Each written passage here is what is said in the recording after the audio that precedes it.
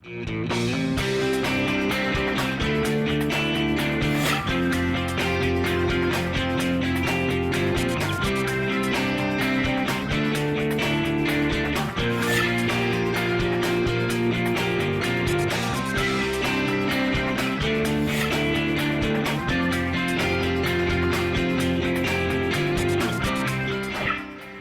I'm Kristen Oates-White. And I'm Avery Davidson. Thank you for joining us for This Week in Louisiana Agriculture, the only TV show bringing Louisiana farmers and consumers together every week. Well, farm labor shortages are a twofold problem in agriculture. One is people, and the other is bees.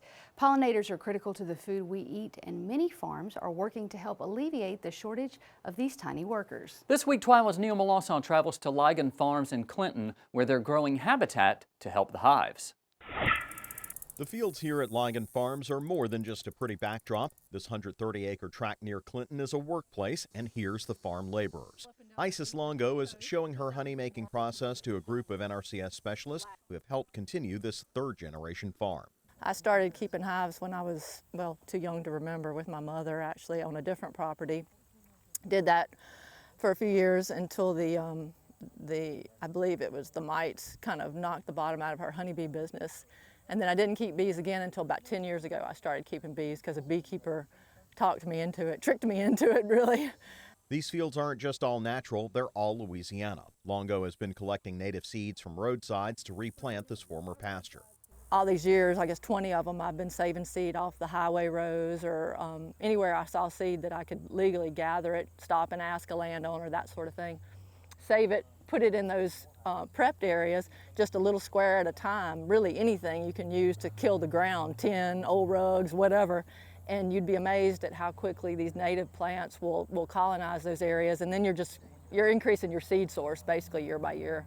The result can be heard as well as seen. Brandon Waltman is a soil scientist with the NRCS. One of the benefits of a pollinator habitat for sure is that you have that extremely diverse root systems that go down that bring in the soil biology. So not only do you have above ground biodiversity, but you have a lot of below ground. Speaking of diversity, Longo sells more than just honey here. Fruits, mushrooms, eggs, goat milk, and others are all part of the plan. She also sells American chestnuts here and has use for their unusual seed shells. And what I did is I used the chestnut burrs, which are extremely sharp. I mean, very sharp. If you get down there and you push on them, they will definitely puncture your finger. And you'll see what happens is a lot of these native plantings, armadillos will come up and just ruin it. Now what happens is that armadillo he came up last night. This is the first time I walked down there since I planted this. He tried to dig that and he never made it any farther than these burrs. It's more than just a business though. Longo says this is her little slice of paradise. The first thing I do in the morning after I have my breakfast is take my dogs and my cup of coffee and I walk these trails through all these wildflowers and I just enjoy the huge diversity of caterpillars, butterflies, rabbits, chipmunks, fawns, different grassland birds. It doesn't matter where you walk, when you walk, you're going to see a huge amount of the animals that rely on this kind of habitat. And seeing that is good for humans. You may not believe it, but that means you haven't done it. Now, one thing I didn't show in that video is the way Isis prepares the ground. She uses sheets of thick cloth to cover each area, naturally killing the grass and other weeds before replanting with native Louisiana seeds. And guys, as you see, she's just an interesting person up there on her third-generation family farm working to, help redo that. And I thought it was so interesting how she got those seeds, just from collecting from the roadside and just, replanting the same stuff that's always grown out there. Well, it makes sense because it would grow well for all of our pollinators. And I don't know what it is. I love pollinator stories. I can sit there and watch anything about bees all day long. Well, they're so busy, I mean, it's so interesting to see all that. Speaking of interesting, by the way, I have to mention, she's named after the Egyptian goddess of the hearth and home. That's where she got her name from. So I did want to clear that up, just to make sure. But she's just like her unusual name. She's got this unusual plan for it and growing all of those other different things you saw there at the farm. But it really all comes together into a great whole. Always finding the neat stories. Thank you very much, Neil Melanson. Well, you just saw how the Natural Resources Conservation Service helps with direct agricultural projects. But through an amazing level of cooperation, NRCS is helping in a suburban setting. This area of newly planted trees in the city of Gonzales, Louisiana used to be the Silverleaf subdivision, a street with 41 houses on it developed in the 1980s. Now it's returning to wetlands with the help of NRCS.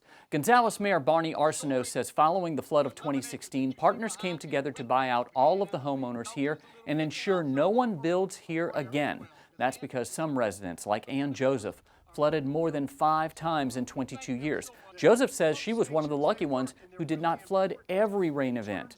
Louisiana 6th District Congressman Garrett Graves says that's when he, the city of Gonzales, the Louisiana Office of Community Development, and NRCS began working together to make this happen. The catch, all 41 homeowners had to agree to sell. If one refused, this would not happen. This really is compatible with the mission, and I think as we've seen here today, really an important tool in the tool chest for us to use in just preventing flooding, especially repetitive flooding, in some of our communities in South Louisiana. NRCS has a long history of working with landowners to restore wetlands and to restore floodplains, and we've had some of that in Louisiana, but what we've never had before was doing that in a residential subdivision, where we actually went into a subdivision that just continuously flooded and flooded and flooded.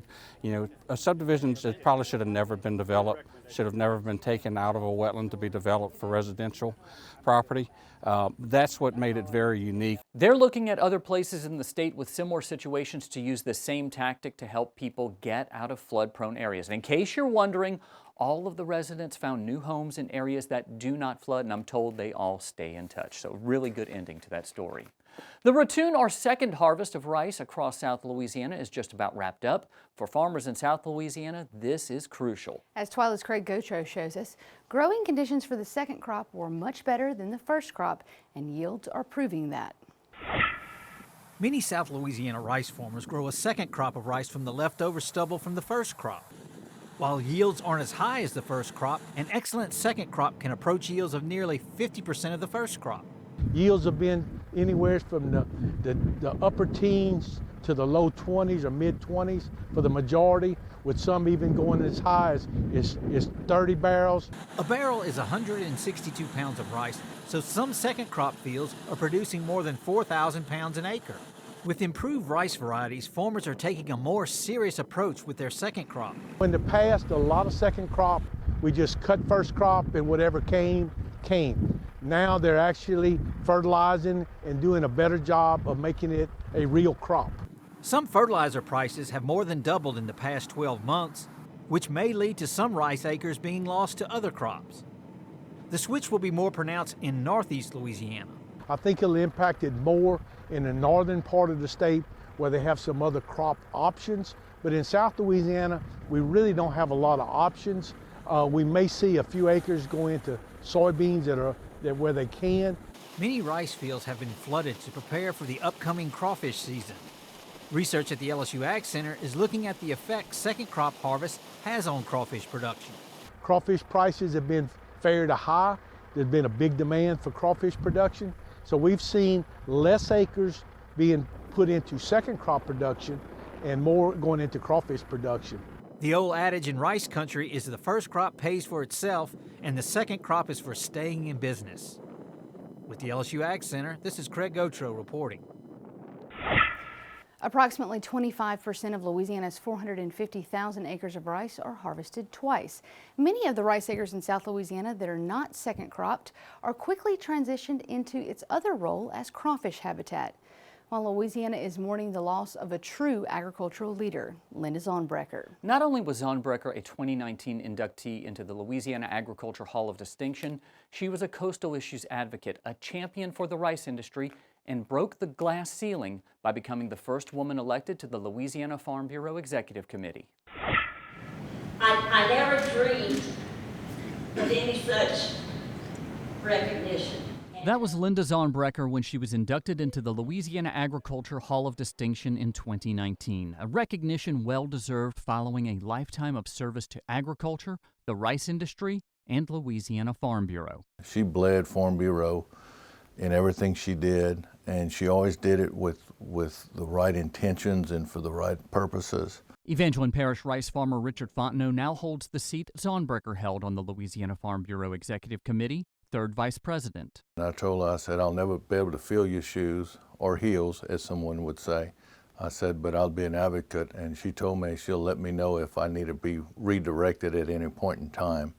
And those that knew her, she did it with her eyes. She could give you that look that you knew that you might want to rethink that, the answer you just gave, or you may want to think about considering her point of view, because she was often right in what she was thinking. Jim Monroe was assistant to President Ronnie Anderson when Zonbrecker was on the board. He admired Zonbrecker's dedication to be at meetings and hearings, whether they were in her home parish of Vermilion, in Baton Rouge, or even Washington, D.C. But what Monroe says he admired about her and her late husband Wayne is what they did to help the next generation of ag leaders. The Louisiana Farm Bureau scholarship program is named for the two of them. And in addition to that, they established a scholarship program in Vermilion Parish for their son, who passed away, Dwayne Zonbrecker. And so they really, not only did they want to serve and do the things that they needed to do to represent the rice industry and agriculture, but they also wanted to pass it on to the next generation to make sure that the next generation of leaders was trained and had scholarships and were able to attend college. I think her coastal work was very, very monumental. Louisiana Farm Bureau second vice president Scott Wiggers served on the Louisiana Farm Bureau Executive Committee with Zonbrecker. Miss Linda was such a strong leader. She was, and as a woman, she kind of broke the ice for lots of people. And but she's just such a charming and welcoming person. That's what I got from Miss Linda when I first got involved in Farm Bureau. That she welcomed me, and she made me feel at home, and maybe it was a motherly touch or the grandmotherly touch that made her so effective on the board. She brought you in and made you feel like you were part of the whole organization. She was the first woman elected to the Louisiana Farm Bureau Executive Committee, an advocate for the rice industry, a champion for coastal issues, and a mother who cared for her family and never forgot the son she lost too soon. Linda Zonbrecker was 80 years old.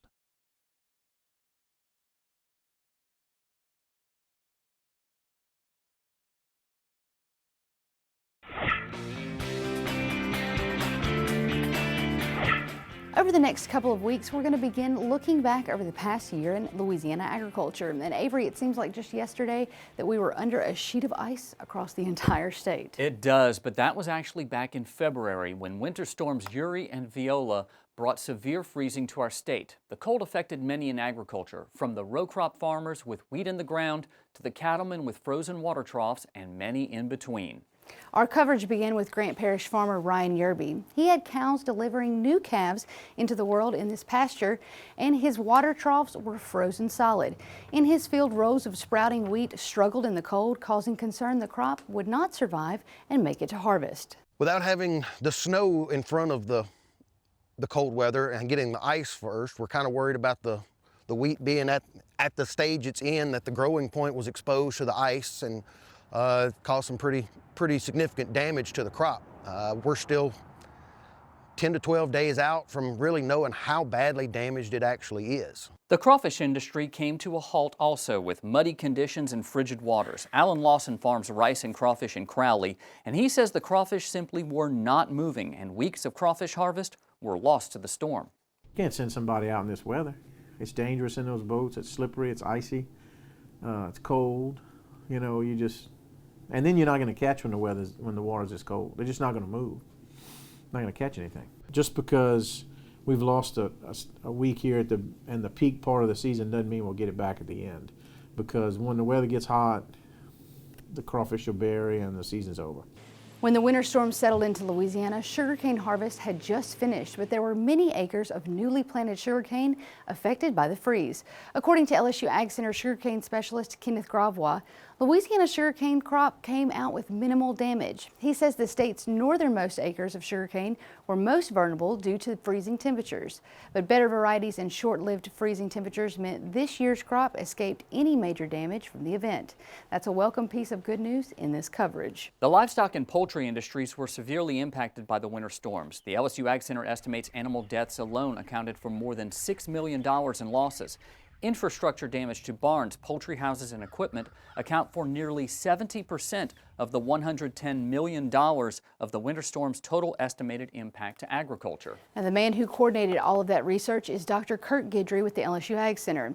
He says while the overall damage estimate in relation to the annual farm gate value of Louisiana is pretty low, for the farmers who were impacted, many of them will take years to recover. Some of our horticulture producers, you look at some of our fruit and vegetable producers that were impacted here. You know, again, as I mentioned earlier, we had some reports of producers losing 90 to 95% of their prospective production. So certainly for those producers, that storm is one that's going to be remembered by them for quite a long time because it did create some significant difficulties for those producers. Now, Congress did pass disaster legislation to financially help the farmers impacted by this storm, as well as the hurricanes in both 2020 and 2021. Now it's just a matter of getting that money into the hands of the farmers. Yeah, joining us now is Carl Wiggers. And Carl, you actually went to Forest Hill to get the nursery perspective on this story. What do you remember from that, and what are you seeing now? Well, it was one of those really eye-opening experiences, not growing up around the nursery industry. I didn't really understand the depth of this damage. You know, you drive down that road to, you know, Forest Hill proper, and you see just nursery after nursery with hoop houses laid down on top of, you know, hundreds and thousands of plants, and you don't really think about it until you get there and you look at it. You're standing there at the nursery.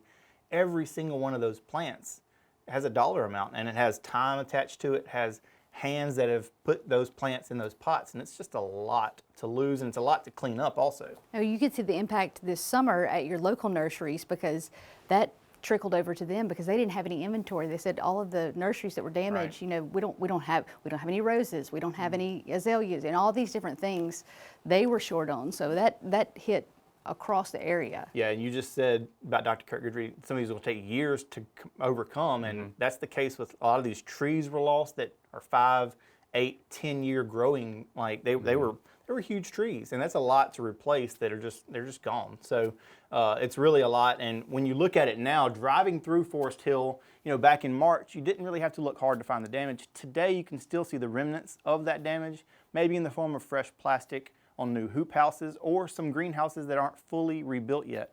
At Doug Young Nursery, there is still work to be done as well. However, their biggest greenhouse has been rebuilt and is now full of some beautiful winter color.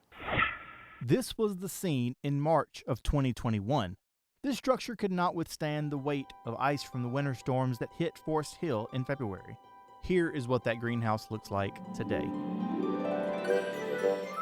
Samantha Young is one of the owners at Doug Young Nursery. She says the word challenging does not begin to describe their experience. The greenhouse that we're in was completely destroyed during the ice storm, as in 100%. There was not much that was salvageable. The plants inside were completely destroyed. The structure was destroyed.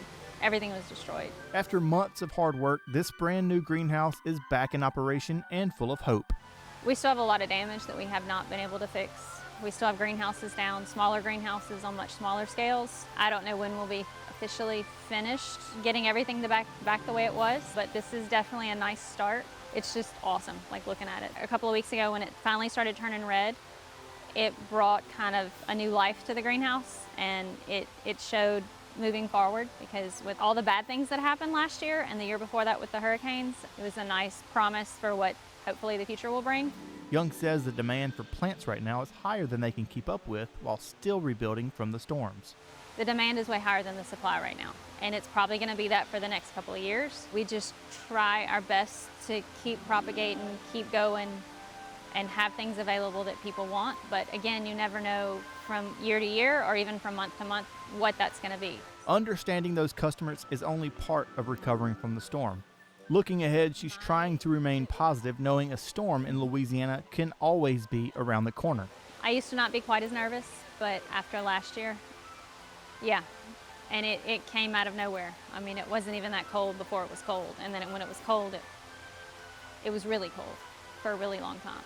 For now, Young and the team here at the nursery are shipping their poinsettias and enjoying the hope they've delivered inside this greenhouse.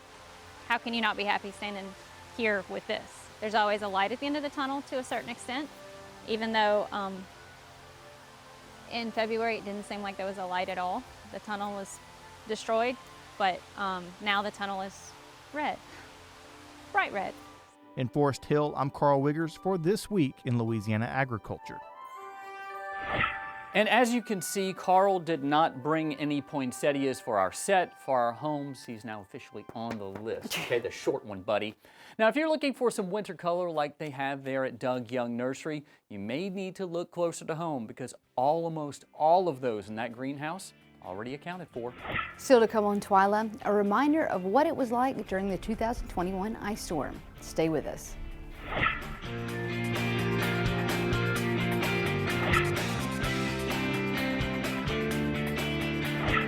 As we mentioned earlier, Winter Storm Uri devastated farm structures and killed livestock across the state in February. During the storm, farmers and ranchers braved the elements head-on, feeding and checking cattle, breaking ice in water troughs, and trying to ensure their animals were warm enough to survive. In this week's TWILA Boost, we look back at the incredible adversity Louisiana farmers faced this winter and how they persevered through the storm.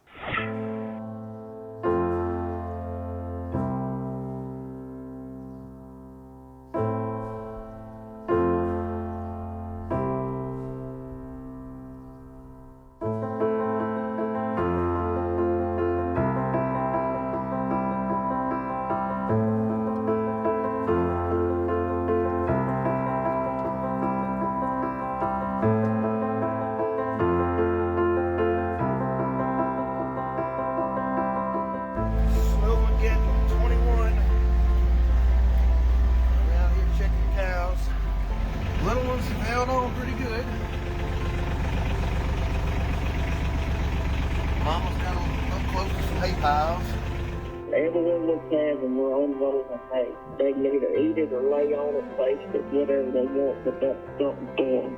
But the temperature is just so cold. It's out, we're just not prepared for this. Day 742 of the snowpocalypse. It's currently about 16 degrees. Luckily no more snow's falling. We out here busting out water troughs again. So Reagan gets to try out her brand new axe. We'll bust water troughs. And at the rate we're going, we're gonna be here all day.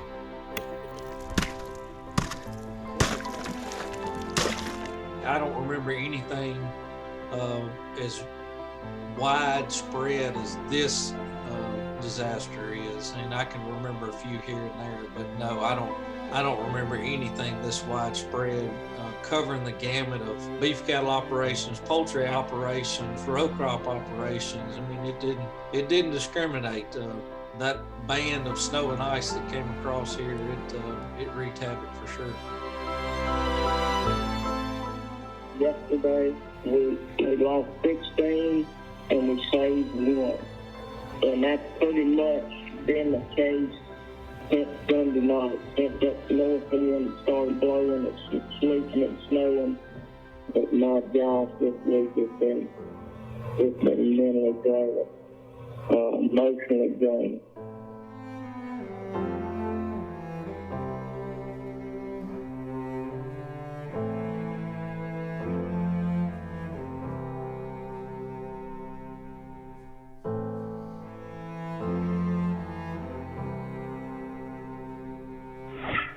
That does it for this edition of TWILA. Be sure to join us next week when we look back at the other big stories of the year and maybe one or two we just happen to like. Yeah, I mean, why not put them out there? Until then, you can watch all of our stories online, the ones you like. You can do that at twilatv.org, and be sure to follow us on Facebook, Twitter, and Instagram. You can also find all of our stories and more on our YouTube channel. Be sure to subscribe, turn on notifications. That way you know when we put something new out there. For all of us here at TWILA, thanks for joining us. We hope to see you again right here next week.